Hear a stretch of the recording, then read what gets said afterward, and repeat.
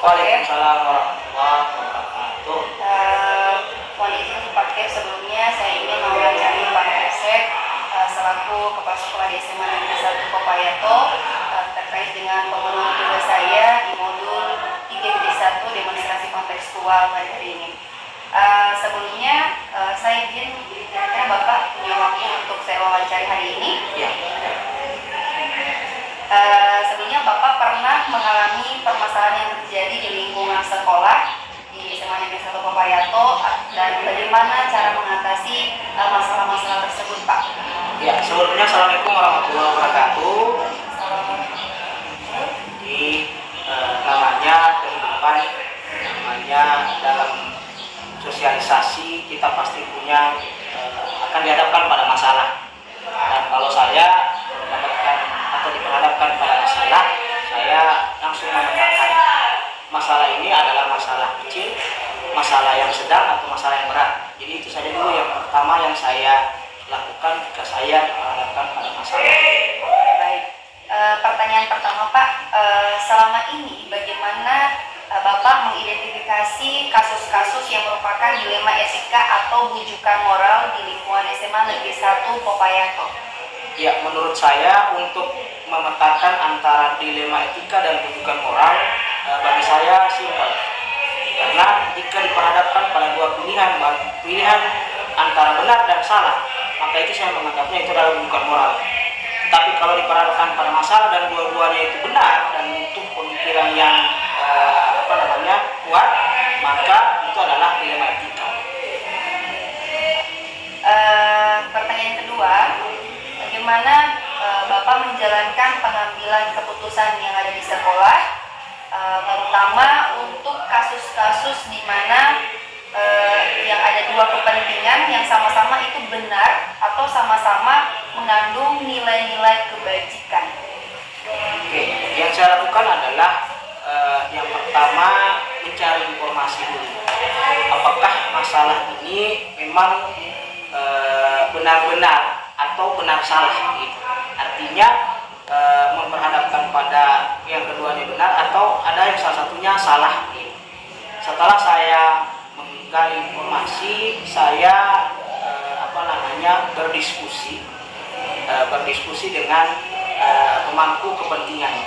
Contoh, jika itu yang berkaitan dengan kesiswaan, misalnya ada siswa yang berkelahi, maka yang saya lakukan adalah saya menghubungi Wakasek bidang kesiswaan. Jika itu berkaitan dengan kurikulum, maka saya menghubungi kurikulum. Jadi itu yang kedua. Jadi yang kedua saya berdiskusi dengan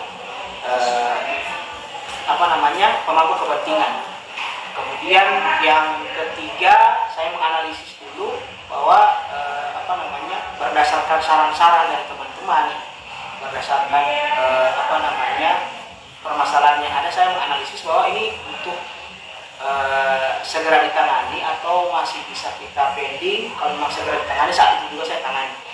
Dan terakhir langsung mengambil sebuah keputusan ataupun kebijakan dari pemecahan masalah yang ada. Oke, baik Pak. Selanjutnya, langkah-langkah atau prosedur seperti apa yang biasa Bapak sudah lakukan selama ini ketika menghadapi kasus-kasus yang terjadi? Iya, yang saya sebutkan tadi, yang pertama menggali informasi dulu, mencari informasi tentang masalah yang ada. Kemudian yang kedua saya berdiskusi dengan yang berkaitan pemangku kepentingan lah istilahnya, yang berkaitan dengan masalah yang terjadi. Kemudian yang ketiga itu saya menganalisis masalah ini, apakah segera ditangani atau seperti apa. Kemudian nanti yang keempat, saya langsung mengeksekusi, memecahkan masalah dengan kebijakan yang saya lakukan. Oke, baik Pak. Selanjutnya di sini pertanyaannya adalah hal-hal apa saja yang selama ini Bapak anggap efektif dalam pengambilan keputusan pada kasus-kasus dilema etika? Yang saya anggap efektif adalah koordinasi dan kolaborasi. Koordinasi dan kolaborasi, baik itu dengan pemangku kepentingan, guru itu sendiri, wakasek yang ada. Di sini ada 4 wakasek, humas, sarana, kemahasiswaan, kurikulum. Kalau itu berkaitan dengan kepegawaian berarti dengan tata usaha. Kalau berkaitan dengan orang tua siswa, saya langsung berhubungan dengan komite. Itu yang saya anggap efektif adalah koordinasi dan kolaborasi dengan pemangku kepentingan. Itu yang sangat-sangat membantu saya dalam memecahkan masalah-masalah yang ada di sekolah. Oke, baik Pak. Jadi tetap butuh kolaborasi dan koordinasi juga ya Pak ya, baik itu dari pihak sekolah, keluarga sekolah, dan orang tua juga ya dilibatkan. Baik, pertanyaan selanjutnya lagi Pak. Hal-hal apa saja yang selama ini merupakan tantangan dan pengambilan keputusan pada kasus-kasus dilema etika? Jadi yang pertanyaan ini adalah tantangannya. Ya, tantangan ada, tapi tidak seberapa. Tantangannya adalah kadang-kadang dalam yang pertama adalah sebuah kebijakan, sebuah keputusan pasti ada yang pro dan kontra, itu pasti. Jadi itu yang kadang-kadang sedikit, yang saya anggap itu sedikit, karena selama ini alhamdulillah karena berkat komunikasi dan koordinasi itu tetap masalah yang ada bisa diselesaikan. Cuma tantangannya sedikit saja, itu tetap ada yang pro dan kontra dengan atas apa yang saya sebagai pimpinan itu membuat sebuah keputusan ataupun kebijakan. Pertanyaan selanjutnya, apakah Bapak memiliki sebuah tatkala atau jadwal tertentu dalam sebuah penyelesaian kasus dilema etika? Nah, apakah ada Bapak langsung menyelesaikannya di tempat atau memiliki sebuah jadwal untuk menyelesaikannya dalam bentuk prosedur seperti apa yang sudah Bapak jalankan? Untuk jadwal tetap itu tidak ada, cuman saya melihat skala prioritas masalah. Kalau memang masalah itu harus diselesaikan hari ini, berarti hari ini. Kalau misalkan berkaitan dengan sarana, berarti saya berkaitan dengan itu bisa dianggarkan atau tidak. Kalau berkaitan dengan kurikulum, maka itu kita buru-buru gunakan sebagai pemecahan masalah yang ada di siswa. Jadi itu, misalkan kayak masalah kenapa siswa tidak paling banyak di luar, jadi itu kita pecahkan di komel itu ya. Itu dilaksanakan setiap seminggu sekali di hari Jumat setelah sholat Jumat. Baik. Selanjutnya di sini adakah seseorang ataupun faktor-faktor apa yang selama ini yang sudah mempermudah atau membantu Bapak dalam pengambilan keputusan dalam kasus-kasus dilema etika? Jadi siapa-siapa orangnya dan faktor-faktor apa saja? Oke, seseorang itu berarti yang berkaitan dengan wakasek. Iya. Kalau saya alhamdulillah terbantukan dengan wakasek yang ada, baik itu wakasek kesiswaan, kemudian kurikulum, humas, sarana, kemudian kepala usaha, dan terakhir adalah komite. Itu orang-orang ataupun tokoh di balik semua keputusan yang ada yang saya lakukan di SMA Negeri 1 Payato. Oke, terakhir dari saya pertanyaannya Pak, dari semua hal yang telah Bapak sampaikan tadi, pembelajaran apa yang Bapak bisa petik dari pengalaman Bapak setelah mengambil suatu keputusan dilema etika? Hal yang pertama yang saya yakini dan percaya adalah setiap masalah pasti sepaket dengan solusi. Jadi tidak ada masalah yang tidak dapat kita selesaikan. Kemudian yang kedua adalah kolaborasi dan koordinasi serta komunikasi. 3 kali ini, kolaborasi, koordinasi, dan komunikasi memang 3 kata yang memang harus kita dalam sebuah organisasi, terutama di sekolah, itu harus kita tanamkan, karena kalau ini putus maka akan terjadi miskomunikasi, bahkan satu masalah akan jadi masalah besar jika ini tidak terjadi. Ya. Jadi tetap yang intinya penting ini adalah 3K Pak ya. Ya. Kolaborasi, koordinasi, dan komunikasi. Baik Pak. Terima kasih atas jawabannya yang luar biasa sekali Pak. Di sini saya akhiri dengan mengucapkan hamdalah alhamdulillahirobbilalamin sudah meluangkan waktu buat saya interview hari ini. Jadi cuma hanya itu pertanyaan-pertanyaan yang kita sampaikan sama Pak, alhamdulillah sudah terjawab semua. Dan terima kasih, sekian, assalamualaikum warahmatullahi wabarakatuh. Waalaikumsalam warahmatullahi wabarakatuh.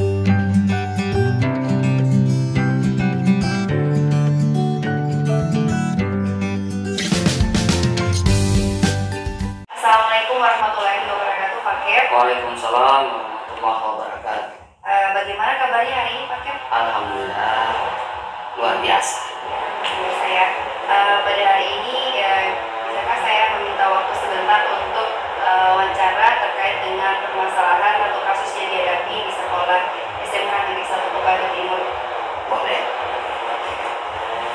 Di sini ada beberapa hal yang perlu saya sampaikan, tapi sebelumnya saya ingin menanyakan apakah Pak Kesek selaku Kepala Sekolah SMK Negeri 1 Kebayoran Timur ini pernah mengalami permasalahan atau kasus-kasus yang terjadi di dalam lingkungan sekolah dan bagaimana cara mengatasi dari permasalahan tersebut, Pak?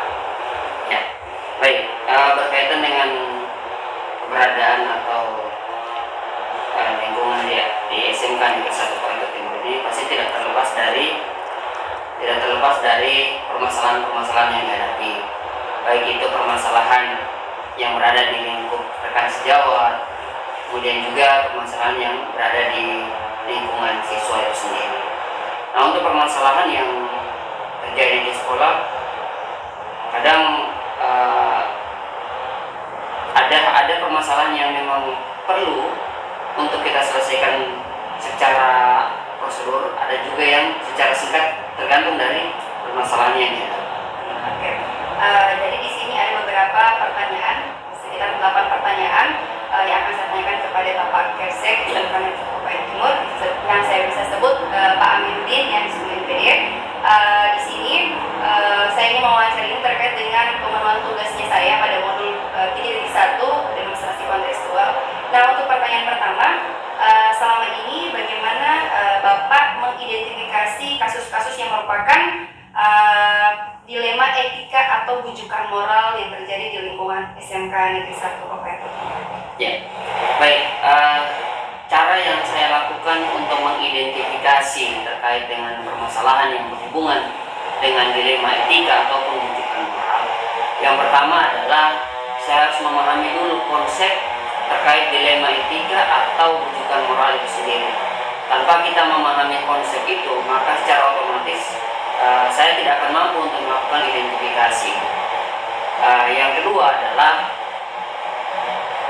pada saat kita melakukan identifikasi tersebut yang diawali tadi dengan pemenuhan terkait konsep, dari situlah saya akan melakukan sebuah proses tindak lanjut dari permasalahan yang berkaitan dengan dengan kasus yang berhubungan dengan dilema etika dan atau bujukan moral itu sendiri.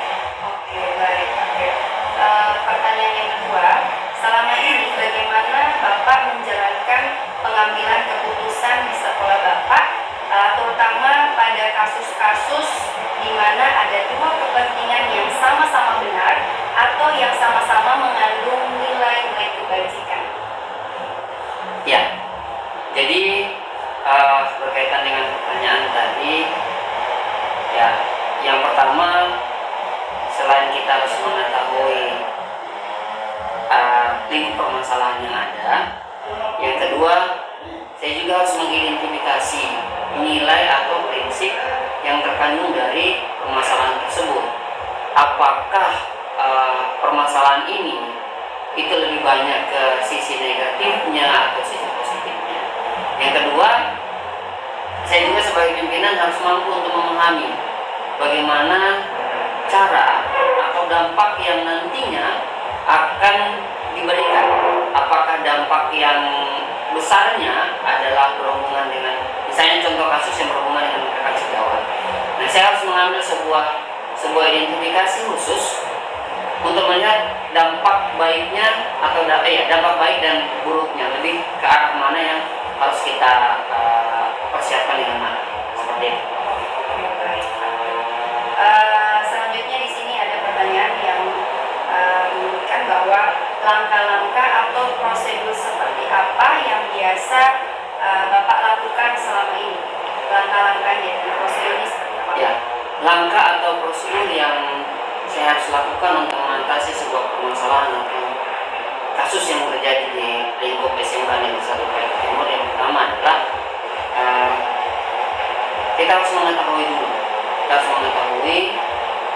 ini seperti apa. Jadi identiknya adalah kita harus identifikasi masalah terlebih dahulu. Setelah itu prosedur yang berikutnya adalah saya harus lebih banyak melakukan komunikasi yang baik untuk dengan rekan sejawat ketika permasalahan ini adalah permasalahan yang berhubungan dengan rekan sejawat, atau saya harus berkomunikasi yang baik dengan orang tua, jadi memanggil orang tua dari peserta didik itu sendiri ketika masalah ini berhubungan dengan peserta didik.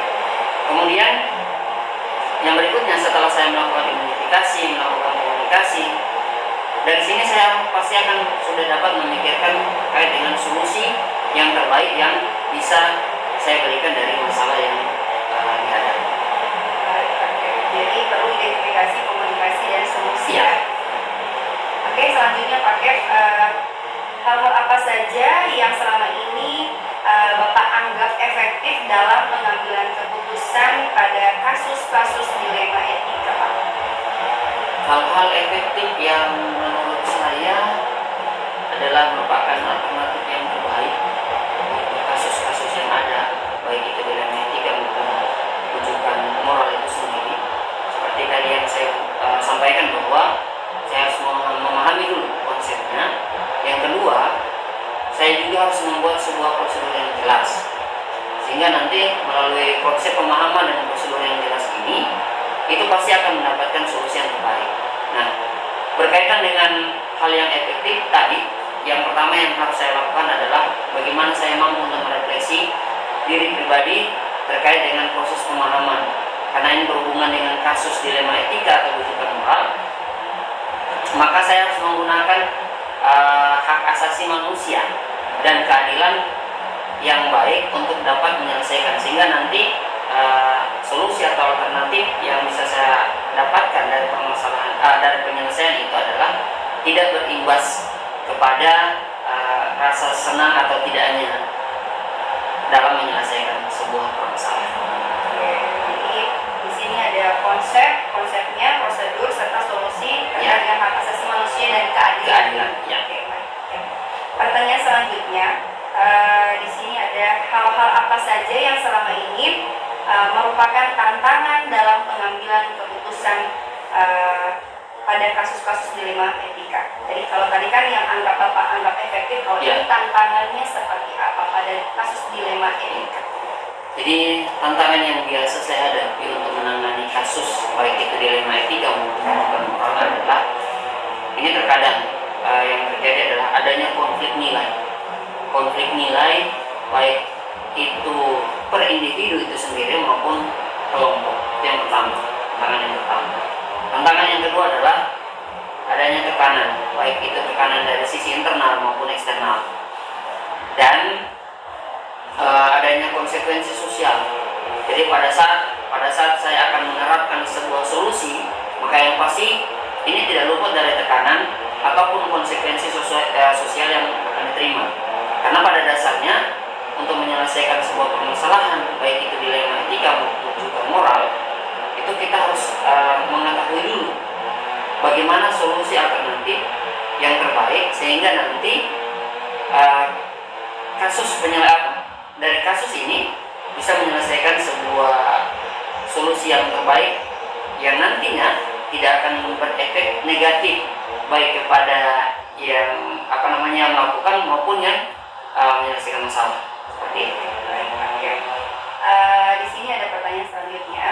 Apakah yang Bapak miliki ini sebuah tatkala atau jadwal tertentu dalam sebuah penyelesaian kasus dilema etika?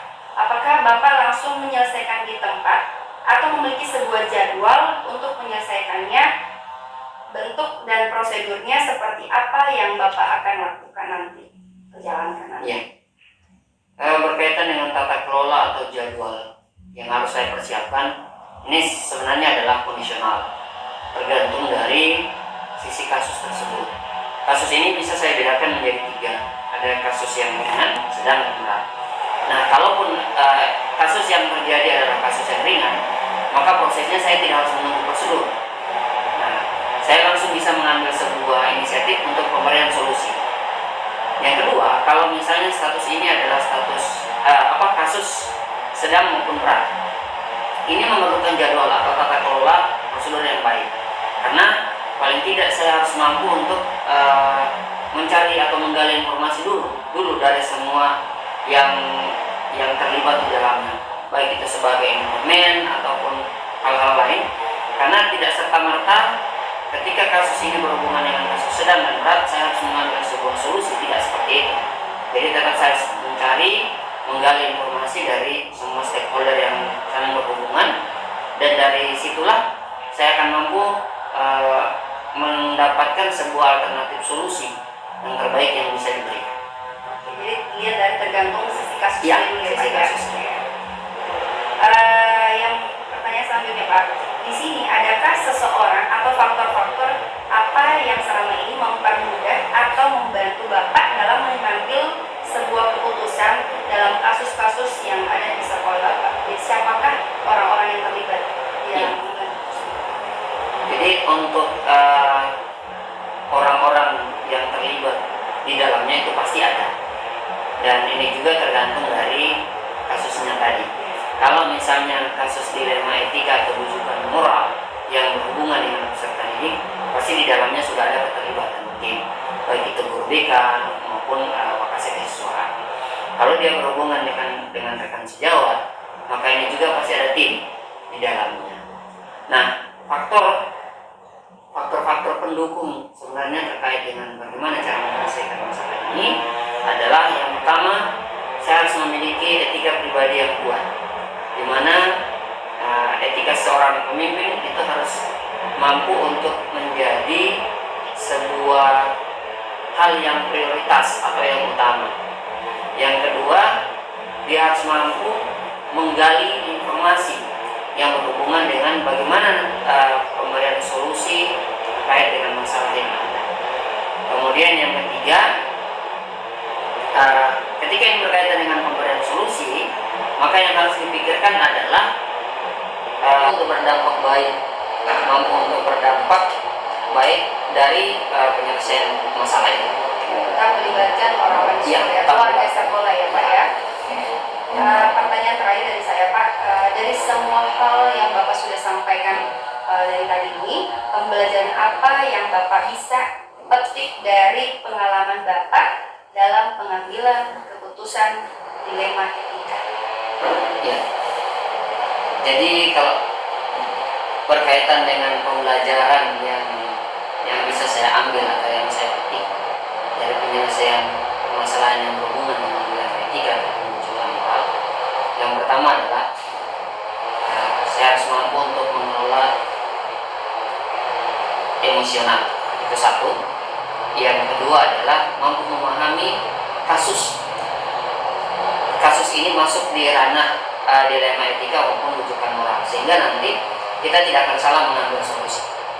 Yang ketiga adalah saya harus memikirkan secara matang terkait dengan tata kelola atau jadwal sampai dengan proses pengambilan keputusan, sehingga dari apa yang sudah terjadwal tadi, baik prosedurnya sudah terjadwal, kekuatan diri, etika, ini nanti akan mampu untuk melahirkan sebuah alternatif solusi yang baik yang bisa diberikan, karena tadi ini juga kan berhubungan dengan konsekuensi sosial yang diberikan. Mungkin itu pembelajaran berharga yang bisa saya petik untuk bagaimana mengatasi permasalahan atau kasus yang berhubungan dengan dilema etika atau rujukan. Oke, baik Pak. Karena di sini ada 8 pertanyaan yang saya sudah sampaikan, sudah ajukan kepada Bapak, dan alhamdulillah Bapak sudah menjawab semua pertanyaan yang saya berikan. Terima kasih atas waktunya, karena sudah meluangkan waktu pada hari ini. Mungkin hanya itu Pak yang bisa saya sampaikan. Terima kasih. Assalamualaikum warahmatullahi wabarakatuh. Waalaikumsalam warahmatullahi wabarakatuh.